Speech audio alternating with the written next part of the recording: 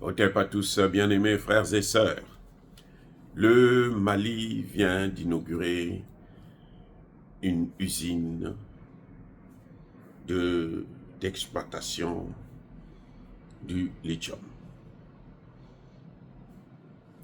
Les amis, c'est une très bonne chose. Nous félicitons le président malien et son gouvernement pour ce bijou qu'on donne à l'Afrique. Cette usine est la 4e plus grande au monde et la première en Afrique. L'Afrique est un grand, si on peut l'appeler pays, producteur de lithium au monde. Mais nous n'avons aucune grande usine de transformation, d'exploitation. Là, c'est la première que le Mali vient d'inaugurer. Très bien, je salue. Le président Assimi Goïta nous a dit que c'est près de 680 milliards de francs CFA qui vont tomber immédiatement dans les caisses des banques maliennes. 110 milliards s'ajouteront pour certains travaux, des travaux de développement, plus 25 milliards, ainsi de suite. C'est une, je dis bien, je répète encore une chose, c'est trop beau. C'est très bien. Je salue, j'apprécie, je félicite tous ceux qui sont derrière ça. Mais il y a un problème. Ça va choquer beaucoup de panafricanistes. Il y a un problème, un grand problème.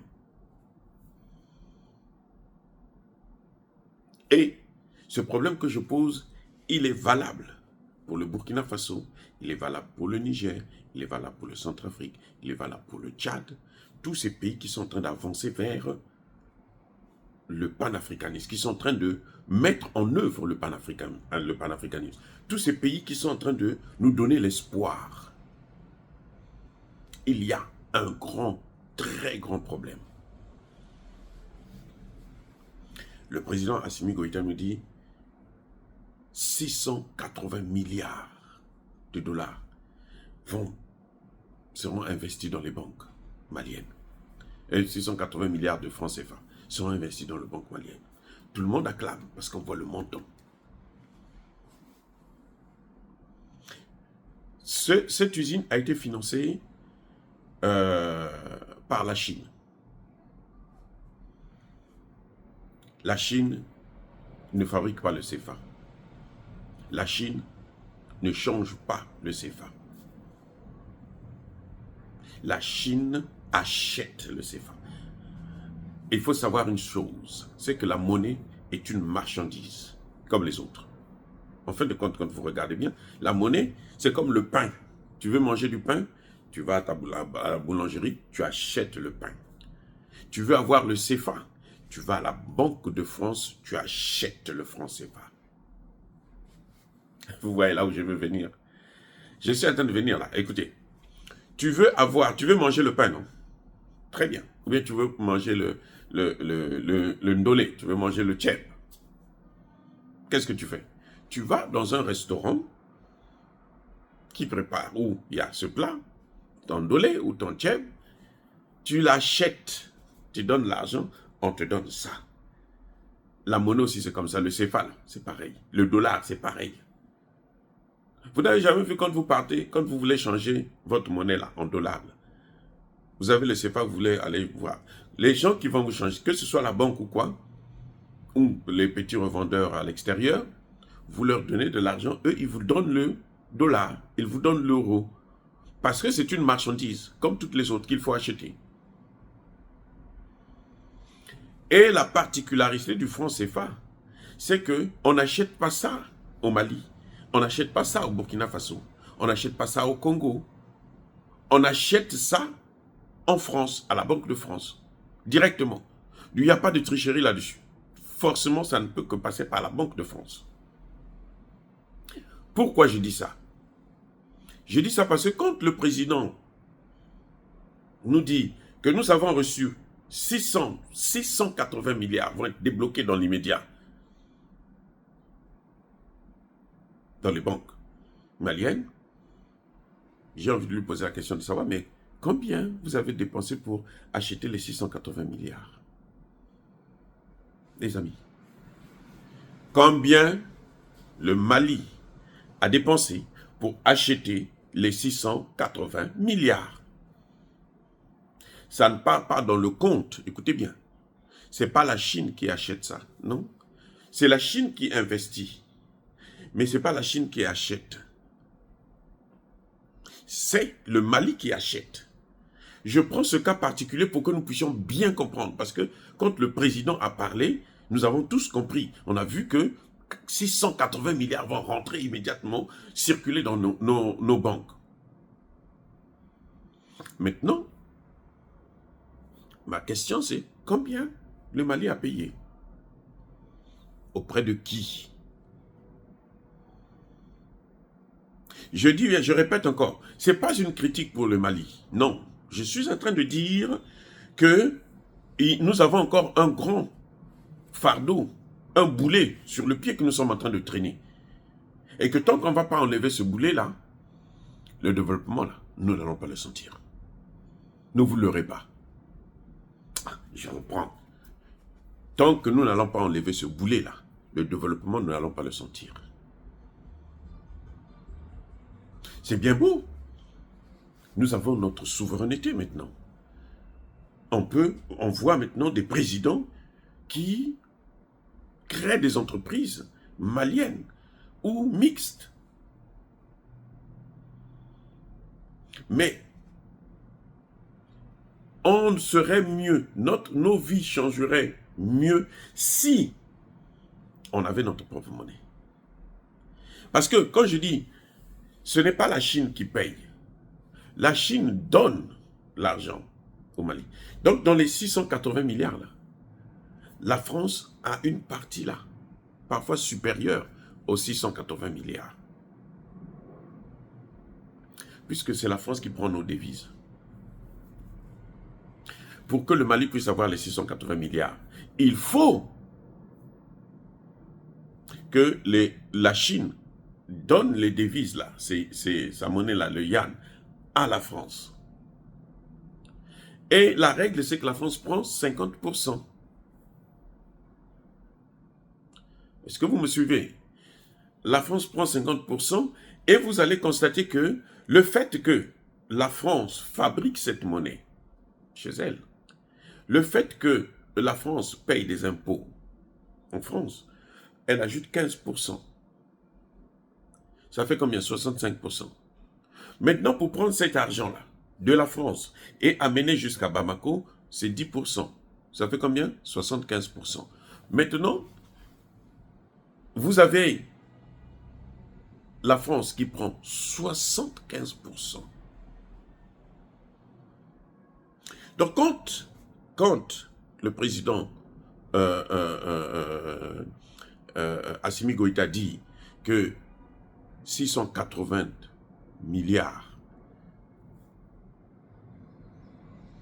sont venus, eh bien, 75%, ces 680 milliards là, c'est 25% du montant que la Chine a donné.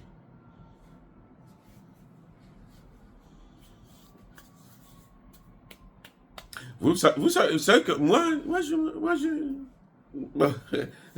je suis pas, j'adore Assimi Goïta. C'est un président formidable, j'apprécie beaucoup. Mais je suis en train de montrer un élément. Et je dis que c'est valable pour le Burkina Faso, c'est valable pour le Niger, c'est valable pour tous les pays qui utilisent le franc CFA. Donc, c'est comme si nous sommes en train de faire le surplace. Vous voyez, c'est nous qui payons la dette de la France. Attends, je reviens. C'est nous, Africains, qui payons la dette de la France. Et plus on est en train de... eux, les autres qui ne font absolument rien, hein, dans les autres pays francophones, là, où il n'y a rien qui sort, là, il n'y a pas de problème. Là, ils ne sont pas trop perdants. Hein. Mais là où eux, ils sont en train de faire le grand travail, là, le grand travail que Assimi Goïta est en train de faire, le grand travail que Tchani est en train de faire, le grand travail que Traoré est en train d'abattre, enrichit encore plus. La seule différence, c'est qu'au moins, cette fois-ci, l'entreprise nous appartient. La seule différence, c'est ça. Dans les autres pays, hein, en Afrique centrale, en Afrique de l'Ouest, je veux citer le Gabon, le Congo, la Côte d'Ivoire, Cameroun et autres, où on ne crée plus d'entreprises là-bas. C'est là-bas, on attend seulement le FMI. Alors, ce qui est en train de se passer, c'est que eux, ils sont moins dépendants. Et bon, eux, ils ont peut-être la dette. Mais bon, et puis bon, on leur prend les terres aussi. Mais là où un grand travail qui est en train d'être fait, vous voyez, la première usine d'exploitation du lithium en Afrique, plus de 75%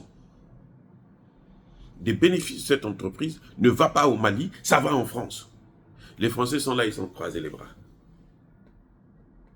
C'est exactement comme ce que le dollar fait avec les autres pays.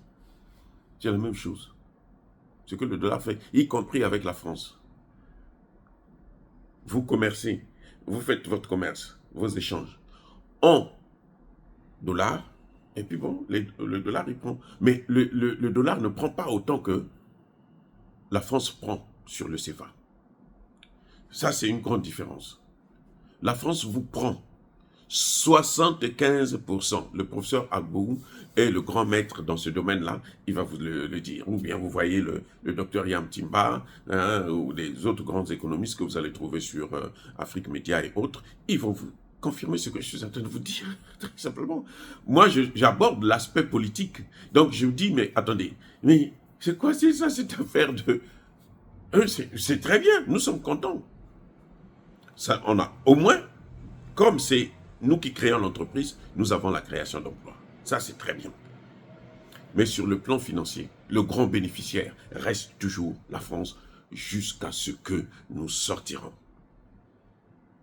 de ce putain de monnaie, de cette putain de monnaie qu'on appelle le CFA.